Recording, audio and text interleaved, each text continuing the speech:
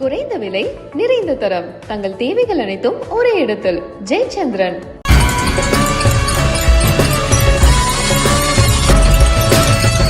பிருங்கு முனிவர் இவர் சிவனை மட்டும் வழிபட்டு போறாரு. இதை பார்வதி தேவி பார்த்துட்டு என்ன அவர் சிவனை மட்டும் வழிபட்டு போறாருன்னு பார்வதி தேவி சிவன்கிட்ட முறையிடுறாங்க.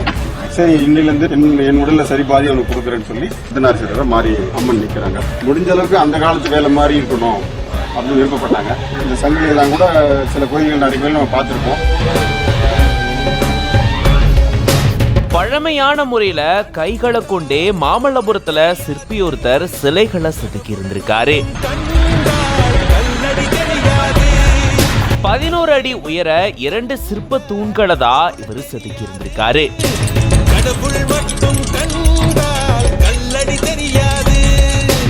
விஜயநகர பேரரசு மன்னர்களுடைய காலகட்டத்துல பின்பற்றப்பட்ட பாணியிலேயே இவரும் இந்த சிற்பங்களை வடிவமைச்சிருக்காராம். வாங்க இதை பத்தி விரிவா இந்த வீடியோட பார்க்கலாம். 1000க்கு மேற்பட்ட தனித்துவமான வேலைகள் இருக்குது. ஒன்னொன்னுக்கும் இருக்குது.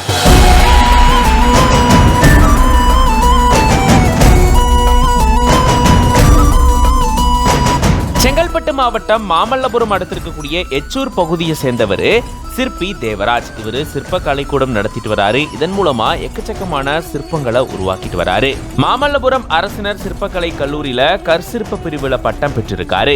இந்த சூழல்ல தான் ஜோலார்பேட்டை பக்கத்துல இருக்கக்கூடிய வக்கணம்பட்டி அப்படின்ற கிராமத்துல புதுசா மாரியம்மன் கோயில் கட்டப்பட்டு வருது. இந்த கோயிலுடைய முகப்புல 2 சிற்ப தூண்கள் வைக்கிறதுக்கு முடிவெடுத்து இந்த சிற்ப தூண்களை வடிவமைச்சு தர சொல்லி தேவராஜ் அவர்களை அணுகுனதா கூறப்படுது. அதுவும் அந்த காலத்துல செதுக்கின மாதிரி சிற்பங்களை செதுக்கணும் அப்படின்ற கோரிக்கையும் முன் வச்சிருந்திருக்காங்களாம். விஜயநகர பேரரசு காலகட்டத்துல பின்பற்றப்பட்ட அதே பாணியில தான் சிற்பங்களை வடிவமைச்சு தரணும் அப்படின்ற மாதிரி கோரிக்கை விடுத்திருக்காங்களாம். அதன்படி நவீன முறையை பின்பற்றாம இயந்திரங்களை பயன்படுத்தாம சிற்பங்களை இவர் வடிவமைக்க ஆரம்பிச்சிருக்காரு. கடந்த 1.5 வருஷத்துக்கு முன்னாடி 9 டன் எடை கொண்ட 2 கருங்கல்ல தான் இந்த சிற்பங்களை செதுக்க ஆரம்பிச்சிருக்காரு. 11 அடி உயரத்துல சிற்பத்தூண் செதுக்கும் பணியை தொடங்கி இப்போ 10 கலைஞர்களை கொண்டு இந்த பணிகள் முடிக்கப்பட்டு அந்த கோயிலுக்கு கொண்டு செல்லப்பட்டிருக்கு. 400 ஆண்டுகளுக்கு முன்னாடி பின்பற்றப்பட்ட அதே முறையை தான் இவரு கையாண்டிருந்திருக்காராம். இந்த சிற்ப தூண்கள்ல யாடி சிற்பம், போர் வீரன், பேச்சியம்மன், ரேணுகாதேவி, அர்த்தநாரீஸ்வரர், வராகி அம்மன் உள்பட பல சிற்பங்கள் இடம்பெற்றிருக்கு.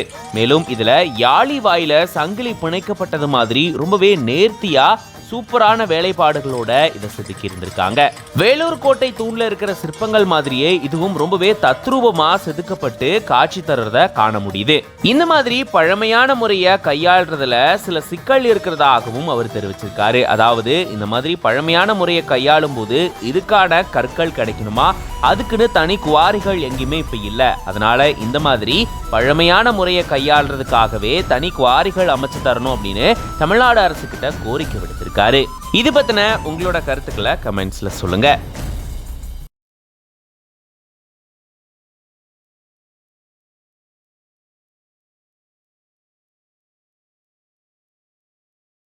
குறைந்த விலை, நிறைந்த தரம். தங்கள் தேவைகள் அனைத்தும் ஒரே இடத்தில். ஜெயச்சந்திரன்.